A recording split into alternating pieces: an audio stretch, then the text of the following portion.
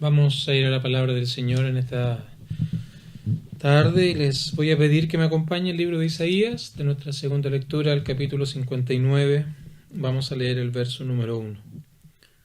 Isaías 59, 1. He aquí que no se ha acortado la mano de Jehová para salvar, ni se ha agravado su oído para oír. Y nuestro tema en el cual estaremos meditando en esta tarde es acerca de conocer lo que nos aparta de Dios. Y tenemos al profeta Isaías, que vivió aproximadamente 700 años antes de Cristo, y él ha estado hablando acerca de una situación, una realidad que estaba experimentando el pueblo de Israel. Y viene hablando precisamente de todo esto. Cuando vemos hoy, si me acompaña el capítulo anterior, en el 58, en el versículo número 1, aquí está el llamado que Dios le hace al profeta. Clama a voz en cuello, no te detengas. Alza tu voz como trompeta y anuncia a mi pueblo su rebelión y a la casa de Jacob su pecado. Él va a elevar su voz para hablar precisamente de aquello que el pueblo estaba haciendo en contra de Dios. Clama, no te detengas, alza tu voz como trompeta, que suene este mensaje ante estos hombres para que puedan conocer precisamente qué es lo que los está apartando de Dios.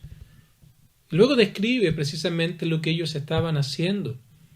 Llevaban una vida religiosa en ciertos aspectos, pero era completamente externo porque habían llegado a tener un muy bajo concepto de Dios, de tal manera que ese bajo concepto lo llevó a tener una idea completa y absolutamente alejada de Dios, de lo que la Biblia nos enseña y de cómo Dios se revela a sí mismo. Describe su situación en el versículo número 3, porque ellos ayunaban, ellos hacían ciertos actos. Dicen ayunamos y no hiciste caso. Nos humillamos nuestras almas y no te diste por entendido. Ellos no conseguían atraer la atención de Dios, ni tampoco conseguían que Él los escuchara, a pesar de los esfuerzos que ellos estaban haciendo, a pesar de los actos que ellos estaban logrando. Pero todo aquello era algo falso. Todo aquello era algo sin sentido, porque todo lo hacían pensando en un Dios que no es el Dios de la Biblia. Entonces, él va a responder precisamente a la pregunta de por qué esto es así, porque muchas veces tendemos a culpar a Dios. Y él entonces, a partir ahora del versículo número 3 o 2, 3 y en adelante, en el capítulo 59, va entonces a dar la razón de todo esto. Presenta la situación del pueblo, muestra lo que ellos hacen, muestra que no logran en absoluto conseguir respuesta de Dios, y ahora entonces él va a hablar acerca de la razón que hay detrás de todo aquello. Y esto es algo muy importante para estos tiempos, porque esto fue escrito hace aproximadamente 2700 años atrás, mucho tiempo atrás. Y uno podría pensar que esto no tiene mayor relevancia para estos días, no es nada más que algún antecedente histórico, pero que tantos años que nos separan es imposible que haya algo que nos pueda identificar. Pero cuando contemplamos el pasaje, nos damos cuenta que independiente de los años que hayan pasado, la verdad es que esto es una característica también de estos tiempos, porque ocurre igual con nosotros. Muchas veces tenemos un concepto errado acerca de Dios y lo vemos principalmente bajo nuestros propios razonamientos y nos conformamos con aquello. Nos acordamos de Dios, por ejemplo, y hacemos oraciones y nos preocupamos de cumplir ciertas cosas externas cuando estamos en medio de la enfermedad, cuando la aflicción ha venido a nuestro cuerpo, cuando los médicos dicen que ya no hay esperanza, tal vez. O simplemente queremos a un Dios de acuerdo a nuestro propio criterio. Un Dios que no me exija tanto, un Dios que no me pida cambiar el estilo de vida, un Dios que simplemente se someta a mis propios designios, a mis propios deseos, y simplemente tener a alguien para tranquilizar mi conciencia, y como hacían estos hombres, tal vez, no sé si ayunar o humillarse, pero tener ciertos pensamientos acerca de Dios, cierta moralidad externa, y creyendo que con todo eso ya no merecemos el favor de Dios. Aún en medio de una pandemia, muchos han dicho, bueno, ¿dónde está Dios? ¿Dónde está Él? ¿Por qué no evita todo esto? Y la razón a esa pregunta, precisamente aquí el profeta Isaías nos ha de responder. Porque cuando acudimos a Él de una manera egoísta, es obvio que no es la manera de aproximarse al Señor. No es la manera en cómo nosotros deberíamos acudir a Él, pensando en Dios como el genio de una lámpara, cuando hay necesidad, cuando hay apremio, cuando hay soledad, cuando hay miedo, pero algo netamente que tenga que ver con cosas temporales, sin una eternidad, sin pensando en las cosas verdaderas de la vida. Por supuesto que Dios no va a responder cuando simplemente lo usamos como un mero amuleto para satisfacer nuestros propios deseos y usarlo para nuestro propio beneficio. Por supuesto que de la misma manera como estos hombres no obtenían respuesta de Dios, tampoco nosotros lo vamos a obtener. Entonces, este pasaje nos muestra precisamente aquello que nos aparta de Dios, aquello que impide que nosotros podamos tener comunión con Dios, que nos impide ganarnos el favor de Dios por nosotros mismos. Pero también a la vez nos da esperanza, nos da consuelo de que hay una manera, una forma en cómo el hombre puede entonces tener comunión con Dios. Acompáñeme entonces ahora en nuestro pasaje que leíamos en el capítulo 59, porque el versículo 1 responde, no es culpa de Dios. Dios sigue siendo igual, Él no ha cambiado, Él no puede cambiar, no hay sombra de variación en Él. Entonces, la razón de esto está fuera de Dios. Más bien es una responsabilidad del hombre. Y aquí Él lo presenta entonces el profeta. Pero, Dios es inmutable. Él sigue igual. No se ha cortado su mano para salvar, ni se ha agravado su oído para oír. No es que Dios no pudiera oírlos. Pero la manera en cómo ellos se estaban aproximando era una manera falsa, no había sinceridad en ello. Porque el problema es que el hombre mismo se ha rebelado en contra de Dios. Y esa rebelión es producto precisamente del pecado del hombre, de la maldad del hombre en contra de Dios. Mira, dice, continúa el verso 2, vuestras iniquidades. Aquí está la razón. Vuestras iniquidades han hecho división, separación entre vosotros y vuestro Dios, y vuestros pecados han hecho ocultar de vosotros su rostro para no oír. Allí está la razón, ¿la ves? Con claridad. La iniquidad, el pecado delante de Dios. ¿Qué es pecado? ¿Qué estamos hablando cuando decimos pecado? Es una transgresión a sus leyes, es una transgresión a sus normas, es una transgresión a sus estándares. Porque el hombre en el huerto del Edén, nuestros primeros padres, Adán y Eva, fueron creados para mostrar la gloria de Dios, para vivir en obediencia,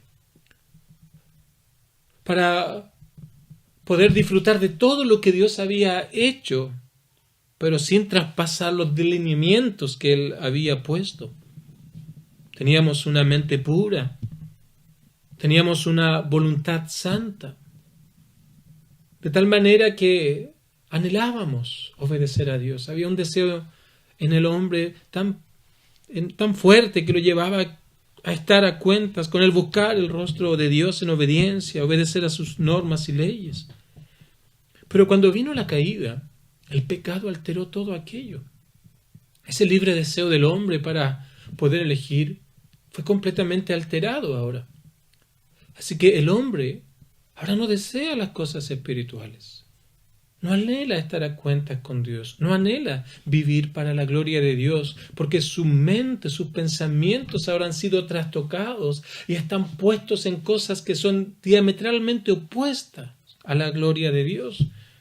De hecho, nos encontramos allí en el libro de Génesis. En los primeros capítulos del relato bíblico, después de la caída, cuando se nos presenta precisamente el estado de la mente del hombre, esa mente, esos pensamientos que habían sido creados puros y santos. Ahora mira lo que dice la palabra del Señor. Y vio Jehová que la maldad de los hombres era mucha en la tierra, y todo designio de los pensamientos del corazón de ellos era de continuo solamente al mal, apartarse de Dios. Porque ya esa es la consecuencia del pecado, de la iniquidad. Eso es lo que está diciendo el profeta aquí. Vuestras iniquidades han hecho división. Se presenta como un abismo, para que me entienda, que es impasable para que el hombre pueda una vez más, basado en sus propios medios, estar a cuentas con Dios. No puede el hombre, no puede cumplir las justas demandas de Dios, que significan una obediencia total, una obediencia absoluta. ¿Y qué podríamos decir? La Biblia dice, no matarás. Por ejemplo, uno de los tantos mandamientos de Dios. Y tal vez nadie, o espero que nadie de los que hoy día nos está escuchando haya matado a alguien físicamente. Pero ese mandamiento incluye mucho más que quitarle la vida a una persona de manera física. Porque cuando nuestro Señor estaba hablando acerca de la ira, Él toma este mandamiento y lo explica y dice, oíste que fue dicho, leo en Mateo 5, a los antiguos, no matarás, y cualquiera que matare será culpable de juicio. Y estos religiosos en la época de Cristo se jactaban de nunca haber matado a nadie, decían, yo no soy como eso, gracias a Dios porque no soy como tal o cual. Pero en su corazón se arraigaban raíces profundas de pecado. Entonces él dice, pero yo os digo que cualquiera que se enoje contra su hermano será culpable de juicio, culpable de este mandamiento. Y cualquiera que diga necio a su hermano será culpable ante el concilio. Y cualquiera que le diga fatuo quedará expuesto al infierno de fuego. Y no quiero profundizar mucho en esto, pero todo ser humano alguna vez ha tenido malos pensamientos acerca de otra persona. Basta que nos afecten algo para ya abrigar sentimientos de odio, tal vez de rencor o de desprecio, de no consideración hacia aquellas personas. Y aquello simplemente es una demostración de lo que hay en nuestro corazón. Y eso es lo que el profeta dice aquí. Son vuestras iniquidades que han hecho división, separación entre Dios y vosotros. Y vuestros pecados entonces han hecho ocultar de vosotros su rostro para no oír. No es que Dios no viera sus ceremonias religiosas, ni sus ayunos, ni su aparente humillación. Es que todo lo hacían de una manera falsa, de una manera completamente alejada de la sinceridad que se necesita en el corazón para venir a Dios. Y por eso dije que esto es algo tan atingente para nosotros hoy en día. Cuando vemos a Dios como el genio de la lámpara. Mientras las naciones buscan de distinta manera apartar a Dios de cualquier lugar, y luego cualquier cosa ocurre, inmediatamente comenzamos a culpar a Dios. Así que el pecado alteró completamente lo que era el hombre, y ahora el hombre entonces es pecador. No es que el hombre simplemente cometa pecados. El hombre comete aquellos pecados porque su corazón, como dijo Calvino, un gran teólogo, es una fábrica de ídolos, es una fábrica de pecados. Entonces nuestra mente ya no es pura, nuestra voluntad ya no es santa. Por ende, nuestro deseo de obediencia total y sincera a Dios había desaparecido. Así que simplemente buscamos servirnos a nosotros mismos. Tan solo había indiferencia hacia Dios. enemistad para con Dios, producto del pecado que nos separaba, nos apartaba de Dios. Y todo esto impide que le honremos, que vivamos para Él día a día, las mentiras, el engaño, el no buscarle, todo esto que es una demostración de lo que nuestro corazón es, impide que nosotros le honremos. Todos y cada uno de nuestros pecados nos separan. Hay un abismo entre Dios y el hombre. Y aquí nos presenta entonces estas consecuencias: división, separación, imposibilidad de que el hombre pueda estar en comunión con Dios basado en sus propios medios. Porque delante de Dios ahora el pecado nos hace ser extraños, nos hace ser enemigos. Y es obvio que no podemos estar ni tener acceso a Él basado en nuestros propios méritos. Y todo lo que el hombre es está definido por esto. Tal vez conocemos casos bastante extremos de hombres que han hecho y han cometido actos terribles. Y a veces pensamos que el pecado es tan solo aquello. Pero no. Todo lo que nosotros hacemos, cada cosa, cada pensamiento está marcado por esta realidad de nuestro corazón. Queremos vivir para nosotros mismos. Y toda nuestra vida está pensada en 10, 20, 40, 50, 60 años. Por ende, toda nuestra vida consiste en el aquí y en el ahora. No hay un sentido de eternidad porque se ha perdido producto del pecado. Se ha apagado en nosotros. Y de vez en cuando, nuestra conciencia que Dios puso en el corazón del hombre, que Dios, esa moralidad que Dios puso en nuestro corazón, muchas veces despierta y nos hace ver ciertas cosas. Inclusive nos lleva a tener cierto remordimiento o tal vez a tener ciertos pensamientos, pero rápidamente nuestra vida que está centrada en las cosas pasajeras comienzan a apagar todo aquello. Así que perdemos sentido de eternidad. Nos olvidamos que un día vamos a tener que dar cuenta delante de Dios. Nos vamos a tener que presentar delante de Él, a rendir cuenta por cada minuto e instante de nuestra vida. Pero aún impide que podamos ver esta realidad. Tal vez para muchos o algunos que están escuchando esto es algo nuevo.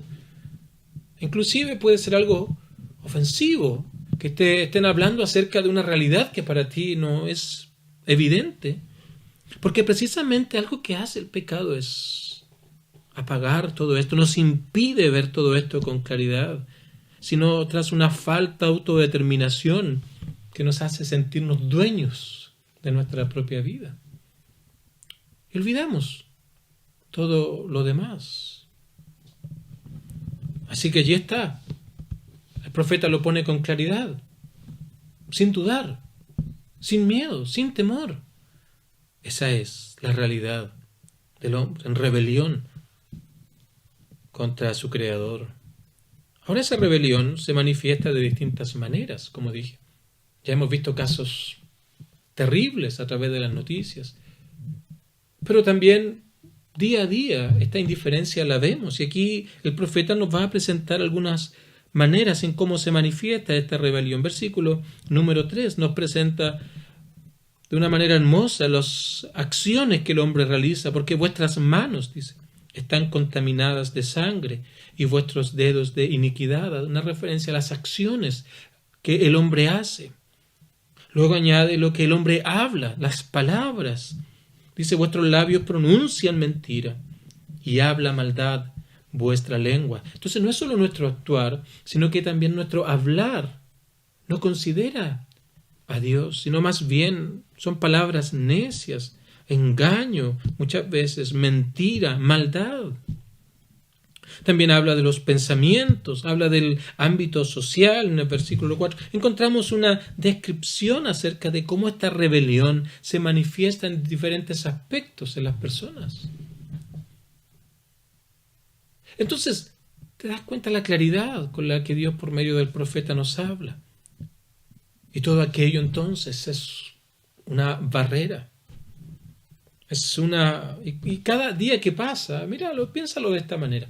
Cada día que pasa, cada pensamiento, cada acción, cada decisión, cada cosa que nosotros hagamos, es como una montaña de pecados. Y cada día le vamos sumando más y más y más. Y cada vez más nos encerramos en nuestra propia vida lejos de Dios y nos imposibilita cada día más poder contemplar el amor de Dios. Por eso no nos extraña que Salomón, por ejemplo, le hable a los jóvenes: acuérdate en los días de tu juventud, antes que vengan aquellos malos días, donde nuestra mente ya esté incapacitada o cueste mucho aprender nuevas cosas, a pesar que Dios salva. Por supuesto, a gente adulta. Lo hemos visto, lo hemos experimentado, es algo hermoso. Pero cada día que pasa se acumula más, que nos impide contemplar muchas veces la gracia de Dios. Así que hay una imposibilidad, es una barrera, es un abismo. Y el hombre allí está entonces intentando trazar puentes para poder llegar a Dios. El puente de la religión externa, por ejemplo. El puente de querer o tener ciertas actitudes religiosas, como la tenían estos hombres, creyendo que ayunaban y humillándose de una manera falsa iban a lograr algo. Ritos, ceremonias, una vida moral, asistencia a la iglesia, cuidar en su hablar, cuidar su vocabulario en ciertos aspectos, confiar en ciertas divinidades o ciertas religiones que hay. Y cuando tú las analizas, en mayor o menor grado, son un sistema de obras que responden a la pregunta: ¿cómo yo puedo ganarme el favor de Dios? Pero el mensaje de la Biblia es completamente opuesto a aquello, porque parte diciéndonos que para el hombre es imposible poder ganarse el favor de Dios. Porque todo esto externo va a tener un impacto externo y nada más que aquello. Y esto no es un problema menor, porque te mantiene alejado de Dios. No te puede acercar ni un milímetro. Y Pablo dice precisamente que el hombre sin Dios es extraño y enemigo delante de Él, en nuestra mente. Y eso nos lleva entonces a actuar de la manera en cómo actuamos. Allí está la explicación de todo lo que nosotros podemos ver. De la maldad, del abandono, del abuso. Todo aquello está en el corazón del hombre. Cuando pensamos en las guerras, por ejemplo. Y muchas personas dicen que la religión es la culpable de las mayores guerras. Eso es una mentira. Simplemente están culpando de manera liviana a Dios. Porque se ha usado el nombre de Dios simplemente como excusa, pero detrás de todo aquello hay un corazón que quiere más y más, que quiere ponerle el pie a otras naciones, o que quieren tomar todo lo que ellos tienen o ampliar su territorio, pero le has puesto una bandera de Dios simplemente para tapar su propio corazón. Es un error tremendo pensar de esa manera, queridos amigos. El problema es del corazón del hombre. Allí radica, y eso es lo que el profeta está diciendo: son vuestras iniquidades, es vuestro pecado, es vuestro corazón donde está y radica todo este problema. Ese es el mensaje de la Biblia. Ese es el mensaje de Dios para ti, querido amigo. El problema somos nosotros, no es tu contexto, no es donde creciste, no es lo que pudiste experimentar en algún momento. Por supuesto, aquellas cosas nos afectan y pueden potenciar ciertas cosas en nuestro corazón. Pero el problema es nuestro corazón. De hecho, el libro de Marcos, de una manera también clara, nos habla acerca de esto en el capítulo número 7, donde nos dice lo siguiente: porque de dentro del corazón de los hombres, de lo que estamos hablando, salen los malos pensamientos, los adulterios, las fornicaciones, los homicidios, los hurtos, avaricias, maldades, engaños, lascivia, envidia, maledicencia, la soberbia y la insensatez.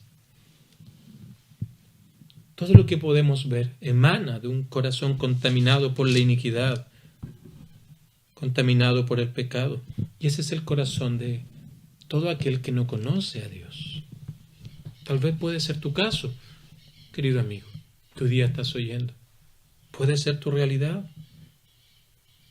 Y hoy día estás mirando cómo esto es una barrera que te impide conocer a Dios. Por un lado, un Dios santo, justo y bueno, y por otro lado, un hombre pecador. Quiero concluir ahora. ¿Hay esperanza en todo esto? Y aquí está la respuesta del profeta. ¿Puede acaso Dios actuar en mi favor dado que yo no puedo hacerlo?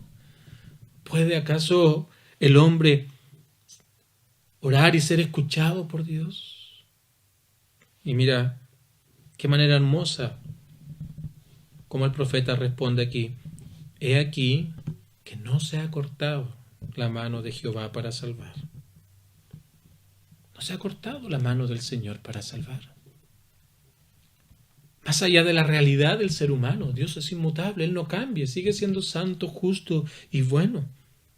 Y Dios entonces es quien puede quitar aquella barrera que nos aparta de Dios, que puede trazar un puente para que el hombre ahora pueda llegar a Él, pueda estar en comunión con Él.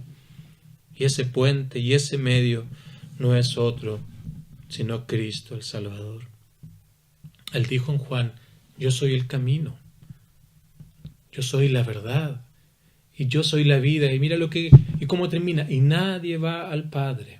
Nadie puede ir al Padre, porque la realidad es que lo imposibilita. Pero, dice, nadie va al Padre sino por mí. Él es el puente. No hay otro puente. Él es el que ha construido ese puente, de donde viene el término pontífice, que muchos hoy día lo quieren usar como una prerrogativa propia, pero aquello es algo que le corresponde solo y solamente a Cristo. Él es el mediador y es el único que construye un puente que nos lleva a Dios, de tal manera que ahora Dios pueda actuar a nuestro favor. Él pueda quitar aquello que nos impide estar en comunión con Dios, que es el pecado que domina al hombre, y traer una nueva vida. Eso es lo que el Señor hace por medio de Cristo. Nuestra alma está cautiva. Nuestra alma, todo nuestro ser está cautivo del pecado, como ya hemos mencionado, y nos lleva a actuar de la manera como actuamos. Y no hay nada que el hombre pueda hacer con aquello. Entonces Dios, por medio de Cristo, lo que hace es que nos libera de ese dominio del pecado. Nos emancipa del control del pecado sobre el corazón del hombre. Y ahora entonces, con esa alma liberada, el hombre puede vivir para Dios. Y ese es el único camino. Cristo, no hay otro nombre dado a los hombres en quien podamos ser salvos. Él es el único que nos puede pasar de ser extraños y enemigos, producto de nuestra propia iniquidad y pecado, y nos puede llevar ahora al reino de luz, nos puede hacer cercanos, nos puede dar reconciliación con Dios. Y ese puente fue construido hace 2000 años atrás, cuando nuestro Señor Jesucristo vino a esta tierra, tomando una naturaleza humana, sin dejar de ser Dios, y habitó en esta tierra, viviendo una vida perfecta, sin iniquidad, sin pecado, sin engaño, sin palabras llenas de maldad en absoluto. Todo lo que él hablaba era perfección. La gente se sorprendía cuando lo escuchaba hablar y decía, no hay otro como él. Sus palabras llevaban vida, llenas de compasión, llenas de bondad por el alma de aquel que estaba preso en el pecado. Y luego fue llevado a la cruz como el más grande pecador, sin haber cometido pecado. Luego de haber sido castigado duramente, burlado, menospreciado, golpeado de una manera que no podemos imaginar, pero luego fue llevado a la cruz, porque allí iba a ocurrir la más grande transacción que el hombre puede conocer, que las consecuencias de mi iniquidad, como las presenta el profeta, de mi pecado, fueron cargadas sobre Cristo en la cruz. Y la justicia, esa vida recta de Cristo, me fue dada a mí.